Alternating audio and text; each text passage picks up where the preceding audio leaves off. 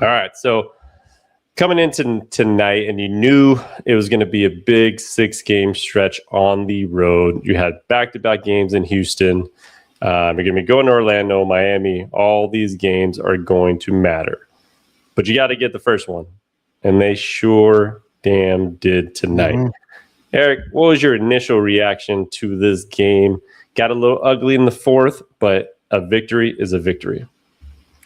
First off, when the Lakers played Denver, I was like chomping at the bit to be able to get on the show. Obviously, we weren't able to, and I was hopeful Lakers could pick up a win tonight, so we can kind of obviously talk like maybe lightly about that game and more importantly this one. But yeah, I felt like there's not really like must wins. If you lose, you still have a chance. If you win, obviously there's still a lot of ways to go. But without Alperen Sengun tonight for Houston, coming off that high of beating a really good Denver team in overtime, obviously Houston, as I mentioned, not being full strength, a team that we hadn't really seen much this season, just once on Christmas, which wasn't pretty. I really thought that it was important for the Lakers to get this one. They got Houston again on Wednesday, and then they got Miami the next day after probably landing in Miami 3 or 4 in the morning. So I was kind of in the mindset of like, you got to get like 2 out of these 3. And if they weren't going to get tonight, which I know we're going to totally break down and get into, it was pretty much like where you got to get the other 2. And obviously you got to get every game, but that's kind of where I was at as far as tonight goes. There was the end of the second quarter that was ugly. A little bit of the fourth, right? Pretty much. Other than that, I felt Lakers kind of controlled it, but there was some times where I was like, damn, we're going to lose this. But fortunately, they're able to pull through. Yeah, I mean, obviously started off strong. Luka had another big first quarter, which he does continuously. Yeah. He, like I said before, he's averaging 19.7 in the first half of games in the NBA this season. And he had, I think, 22 after the first half, I believe, maybe a little bit more. But regardless, he set the tone. He's been doing that over the last couple games, especially these big wins against Denver. Big win against Houston, obviously, and just continuously beating teams that are above 500. I wanted to get a little bit to that Denver game before we kind of completely break down the Houston game, because may as well, let's do it. They had control of that game throughout, and in typical Denver fashion over the last couple of years against the Lakers, they come out in that third quarter, they come out in the fourth quarter, and they start dominating, right? So that's when you're like, ooh, are the Lakers going to pack their bags and go home tonight, go home with another loss? But they didn't. They came back. They got lucky. Obviously, Austin Reeves got that balance and got in shot. But they came together as a team and really, like JJ Ref said, coalesce as a team. Right? What a word. Yeah, it was very, that third, like from like halfway point through the third into like last few minutes of the fourth. I mean, let's be honest, it totally felt like every other Lakers and Denver game that we've seen the last few years. I do understand that coming into this game with Luka on the Lakers were 3-1 against Denver, but 2 of those games, the Joker didn't play. So I'm going to throw those out the window. So it's basically 1-1 going into Saturday's game. And still, I must admit, Denver not completely at full strength, but obviously still a really good team. But yeah, at that point when Denver came back, and I think they're up by 7 or 8 with, I don't know, 3 or 4 minutes left or what have you, I'm pretty sure most of us were thinking like, man, here we go again. Lakers seem like they had turned the corner, playing good ball, but wouldn't you know, they play a tough team and the same shit happens. And excuse my French, but yeah, it was good. It was fortunate, but these are the kind of bounces Lakers have not gotten against Denver in years. So it was good to see. And obviously there was a little bit of a carryover tonight. Yeah, and that was the Lakers' first overtime game of the season? Yeah. I felt like they had one, but I guess that was last year where we had a good amount. So strange. But yeah, huge victory in that game. And then that kind of parlayed to this game where, you come out, you're doing well, and then kind of third quarter gets a little wonky. Lakers, and especially the end of the first half too, got a little wonky with the Houston. They kind of got down by 10, but they did not give up in this game. Cut the lead down, and going into the fourth quarter, they had the lead. And the Lakers, do you know their record going into the fourth quarter with the lead? I know it's a lot to one. We were talking about it. They were 31-1, which is best in the league. With the lead going into the fourth quarter, they are now 32-1. Again, number one in the league there. So it's important for them to have a lead. It's important for them to kind of just really start to press these teams and really get on them, especially in the fourth quarter like they did with their defense. Obviously, the Lakers struggled tonight in the fourth offensively, but so did Houston, and they held KD to 2 points in the second half, and those 2 points came with 30 seconds ago when the game was out of hand. Yeah, it is a pretty remarkable stat when you kind of look at it, and they obviously have that really good record with tight games, crunch minutes, right? It's like 19-6 now. I think it was 18-6. So best percentage. One thing I kind of noticed, like kind of diving into it, I noticed the last two games, DeAndre Ayton has been in during crunch time, the last few minutes of the game against Denver and against Houston. You think there's something to that, or was it just matchup dependent? Yeah. Did you see that one possession when the Lakers gave up about 5 offensive rebounds and Houston kept missing? Like literally on that possession, I was like, if they don't get his ass back in the game, they're going to lose it. And they did. And he was able to be a big body up front. He got a couple of important rebounds. He had the put back, right, where he got the goaltending. And then he also had the little lay-in. So, I mean, that was huge for them, especially because they weren't scoring. I think he's going to be an important presence on this team moving forward. We know we need to have a presence down low. We can't go with LeBron on the 5 or Rui at the 5. And Rui, we can do it at times, maybe for like 5-minute spans, but that's not something that's like a solution, especially when you're playing teams like Minnesota, which we tried to do last year and did not work. Yeah, I mean, if you think about it, like I know Ayton has had its ups and downs, but that's like a something we didn't have last year. We didn't have that person we can put in to help with the rebounds at the end, to obviously not stop Joker, but he definitely was physical with him and he made it tough. That with Jackson Hayes is just not him, and that's something that Lakers can, which I'm sure that's what they envisioned, that they could throw out there when need be. And they needed everybody today. It was tough to score out there. It was scratching and crawling. Yeah.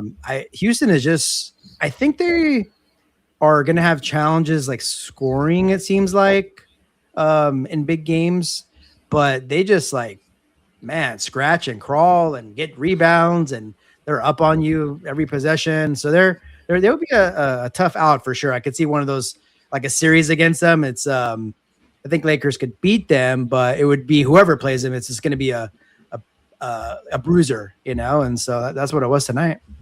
Yeah, they obviously have a really good defense, and that's going to come to play in the playoffs. But the Lakers are starting to step up their defensive game, right? We've seen it, you know, when they need to play hard-nosed defense, they have in the fourth quarters. Tonight, I mean, Austin Reeves had 4 steals. I felt like most of them were in the second half, and they continue to just dominate. Like, they're starting to press certain players, right? So I would say Kevin Durant had a terrible game, right? What did Jamal Murray do the previous game? He had which is rare. At like 5 points total, right? So I think they're going to be one of those teams that are just going to be able to have team defense, like a Marcus Smart, or, you know, even Austin Reeves is playing well, but be able to stick him on one of the best players and kind of almost shut him out a little bit. They're starting to double team players. They're starting to double team Joker when he got the ball. So they're starting to figure out what they need to do schematically. And I think that is going to be an example of winning basketball, which they've won 9 out of 10. Absolutely. I I know that Marcus Smart, he's been really, really good for the Lakers and a little bit underrated. And so he's not a guy that you're just going to like throw out and like, hey, let's put you on KD. Let's put you on SGA. Let's put you on Jamal Murray and just stop him. Like, that's not how it is. But he's just making it tough enough. And as you said, they are throwing a double team at the right guys. And like, obviously somebody like Jokic, a Joker, he's able to pass the ball tremendously. That's why he had like 15, 16 assists or whatever he had. Yeah. But they're kind of making it where like, we're going to have someone else beat us versus like a KD. You know, in a series, people are going to adjust and whatnot. But in terms of what they're doing, I don't know if the scheme mirrors last year, but I know last year, so they have the same record as they did last year at this point. A lot of similarities. Obviously, it was like a little bit after they got Luka. They had that stretch where they were playing really good defense, playing really good basketball. That's what really got them in position to get a 3 seed. Now we hope it obviously ends a little different. But do you see it being the same as last year? And I don't mean in terms of the result. I mean, is it just kind of we're playing our good ball right now and we'll see what happens? Or do you think it's different this year with what you see? Yeah, I mean, very similar. Idea, but very similar because I felt like we got, you know, well, in a way similar, but not because we had to make a whole new team, right? Luka came to the team and it was like brand new. We got Dorian Finney-Smith, right, during the season. So we had to make a lot of adjustments on the fly. I felt like we got a player like a Dorian Finney-Smith who helped a lot on defense. But this year we've had a player like Marcus Smart who has played throughout the whole season, and he is starting to literally become entrenched as our go-to defender. Like he's almost back to the Marcus Smart of the Celtics days. Yeah.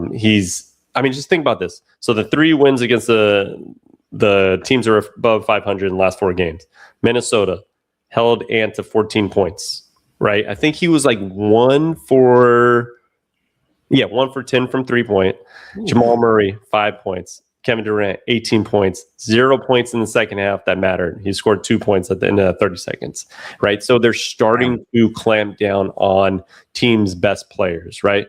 Obviously, like you said, Joker's going to get his. I mean, it's hard to like completely shut him out, but they did a pretty damn good job down the stretch of getting into him when they needed to. Yeah, it's a big difference. I think DFS, Dorian Finney-Smith, you know, Marcus Smart, you can kind of compare the two. You know, Smart, it seems like he's kind of turning back the clock a little bit and hopefully it lasts. But I think defensively, you know, you can kind of give him the edge a bit. And we're kind of seeing that too. And then also I it could end up being the same result. I have no idea. But I feel like LeBron James solidifying himself as, I'm going to put it out there, we talked about it in our texts earlier, like as the number 3 guy is going to really help us defensively. Yeah. I think that he's going to be able to kind of conserve a little bit of energy on offense and just give the Lakers a little bit extra of what he gave last year, being obviously a 1 or 2 or 1A, 1B with Luka. What do you think about that? Yeah, that was a good point because you've seen him. I mean, he said himself, he has never flew in the air, dove on the ground for a ball in his whole career. And he did the other night against Denver. Tonight, it looked like he's able to conserve some energy on off. Actually, that's a really good point because I think when we heard JJ's comments about LeBron, his best role in this team essentially is being the 3rd highest usage player. And I don't think he got into details about why that's important. But like you said, conserving energy on offense where he doesn't feel like he has to carry the load all the time, but can score when he needs to, allows him to play better on defense. And that's what we're going to need in the second half of the season. Well, we got 14 games to go and into the playoffs because 7-game series is going to be pretty tough and demanding on your body. And if we can conserve some energy out of LeBron, he is still one of the best players in the league, even at 41.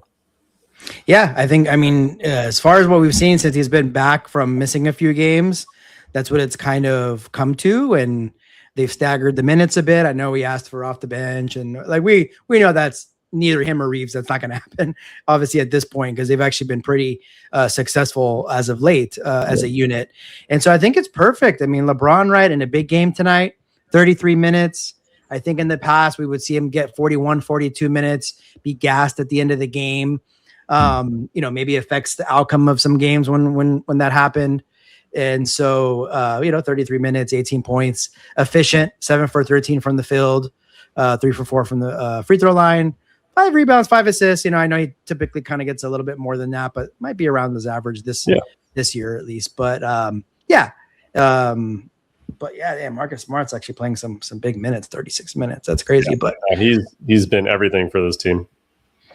Yeah. So it's another big one on Wednesday. Obviously, Houston's going to feel like I felt Lakers would have felt that they lost tonight, where they probably are going to need to get that one. And so I can see kind of like an all hands on deck approach from Houston.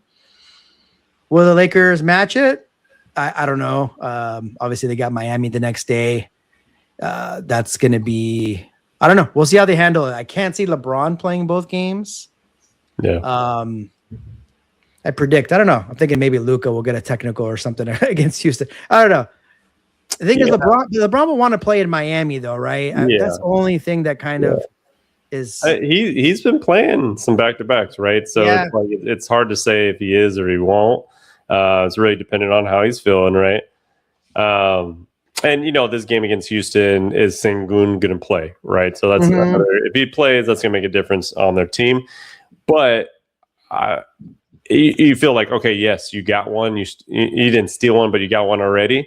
You got to get the second one because that gives you the advantage in the playoffs, right? If you guys tie, obviously the West is crazy stacked.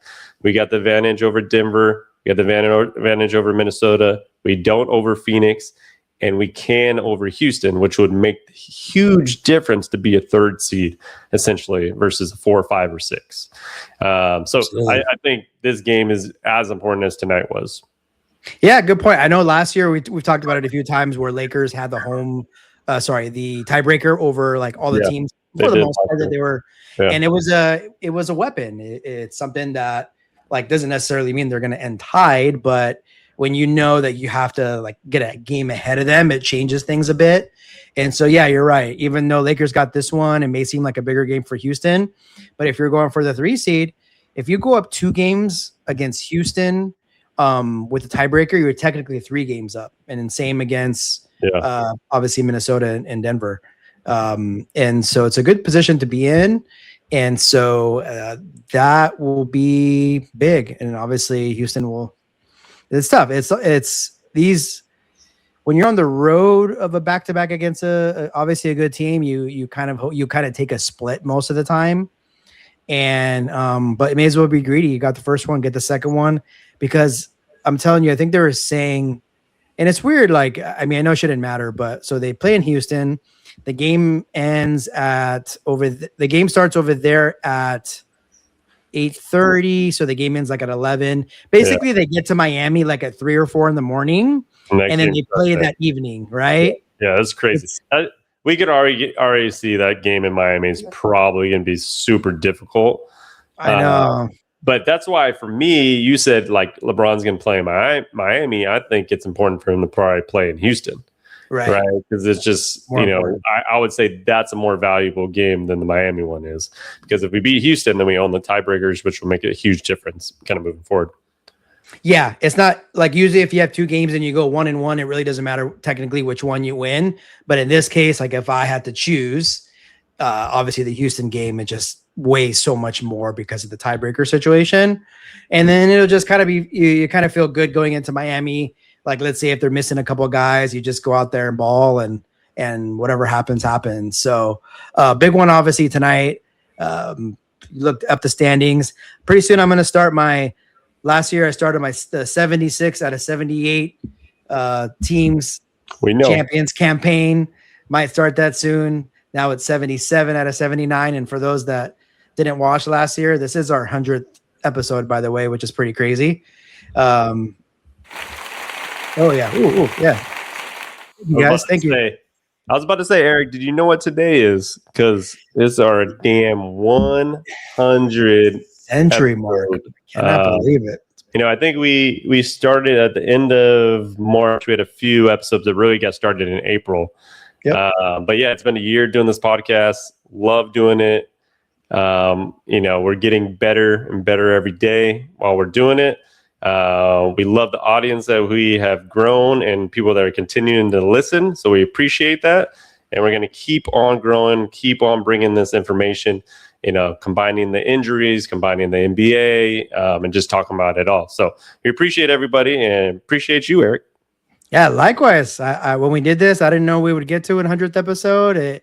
It's obviously a crapshoot. And so for us, it's definitely an accomplishment. And it would be, I'd be remiss if I didn't say those that obviously watch us. We really appreciate it because or else we wouldn't be doing this. But going back to my point, last year, what I was saying, so 76 out of the 78 champions in the NBA all were a 1, 2, or 3 seed. And so, hence it's super important to get a 1, 2, or 3 seed. We know OKC won it last year. So now it's 77 out of 79. So that is something I'll kind of start echoing, as we get closer and closer to the end of the year, but, definitely enjoyed the ride and here's to another 100 coming up. Yeah. 100%, man. So Lakers off to a good start of the road trip. They've won 9 out of 10.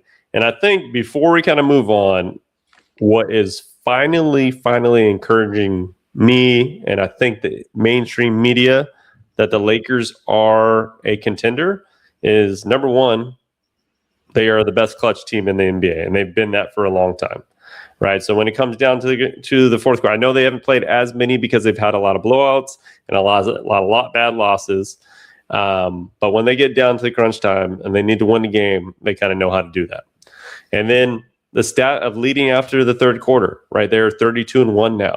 And if you remember in that 29-20 season, they were an NBA history best leading after a fourth quarter. I think they only lost one game that year.